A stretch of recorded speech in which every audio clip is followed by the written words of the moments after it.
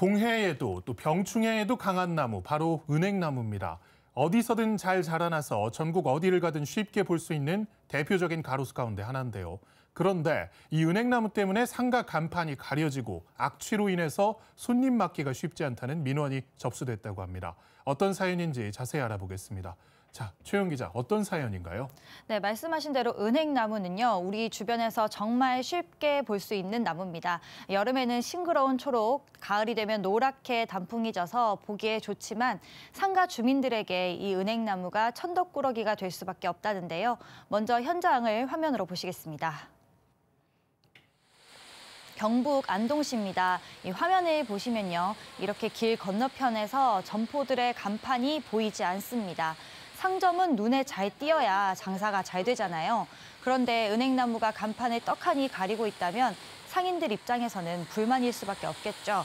이 상가 관계자를 만나봤습니다. 여기 보시면은 나무가 두 그루가 다 그쵸. 옆으로 다 있죠. 네네네. 하나도 안 보입니다, 강판이. 가려져 있네요. 예, 딱 가려져 있고 밤이 되면은 이 암흑천지입니다. 완전히. 가로등을 막고 있어가지고요. 가로등도 네. 가로등 사이에 보면은 나무가 다 잠식해가 있어요. 네, 그러다 네, 보면 네. 어두워가지고 밤에 여기는 이 노인분들이 한 60%를 차지합니다. 이 저녁만 되면은 밤에 안 나오려고 합니다. 그렇죠. 이 깜깜하니까. 네, 깜깜하니까. 예. 그리고 여기는 뭐 사고를 당하실 수도 있고 하니까. 아파트 지역이 아니고 전부 다 주택으로 돼 있고 한옥으로 돼 있다 보니.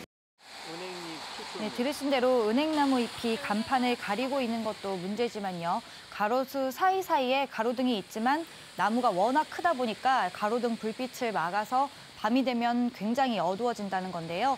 밤길이 쉽지 않은 어르신들을 비롯해서 이 길을 다니는 분들은 불편해서 밤에 아예 외출을 꺼리게 된다는 의견도 전해드릴 수 있었습니다. 여기가 안동 시내에서 번화가에 해당하는데도 밤이 되면 가로수들로 인해서 불빛이 가려 어두워진다고 하니까 문제가 아닐 수 없습니다.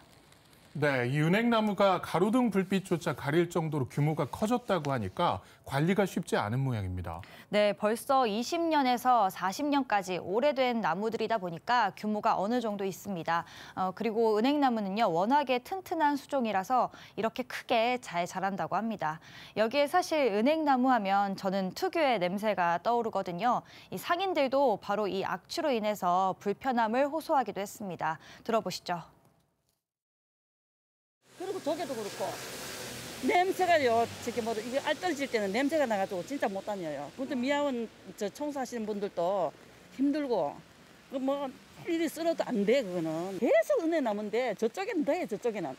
저쪽에 밑에 저 수포인데 가보면은 새가 똥을 싸가지고 은행하고 막 똥하고 막 진짜 지저분해요.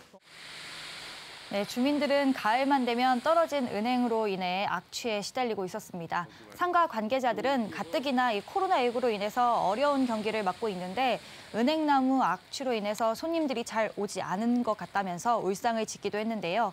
이 은행나무 길은 0.6km 정도 상점을 따라서 쭉 이어지고 있는데요. 양옆으로 은행나무가 모두 126그루 촘촘하게 식재된 편이었습니다. 그러다 보니 열매도 그만큼 많이 떨어지고 악취도 그만큼 심할 것으로 보입니다. 네, 이 화면에는 나오지 않았지만 은행나무 열매를 주우려고 나오시는 분들도 있을 것 같은데 찾길에 떨어진 걸 주우려다가 교통사고 위험에 노출되는 경우도 있을 것 같거든요. 네, 맞습니다. 이 열매를 주우려고 허리를 숙이면요, 운전자 시야에도 가리기 때문에 사고 위험이 커지는 게 사실입니다. 이런저런 이유로 인해서 많은 지자체에서는 은행나무 암수를 구분하는 작업도 하는데요.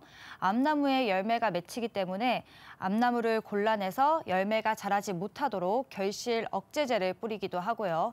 또는 암나무를 수나무로 교체하는 작업도 한다고 합니다. 그리고 열매가 땅에 떨어진 뒤에 나는 냄새를 방지하기 위해서 떨어지기 전에 미리 따는 작업을 한다고 하는데요. 하지만 은행나무는 일정 수령, 그러니까 일정 나이 이상이 되어야 암수 구분이 가능해서 모든 나무를 이렇게 일일이 관리하는 게 또 쉽지는 않다고 하거든요. 상황이 이렇자 안동시청에서는 오랜 시간 이곳에 자리하던 가로수의 종류를 아예 새로운 종류로 바꾸기로 결정했습니다. 담당 공무원을 만나봤습니다.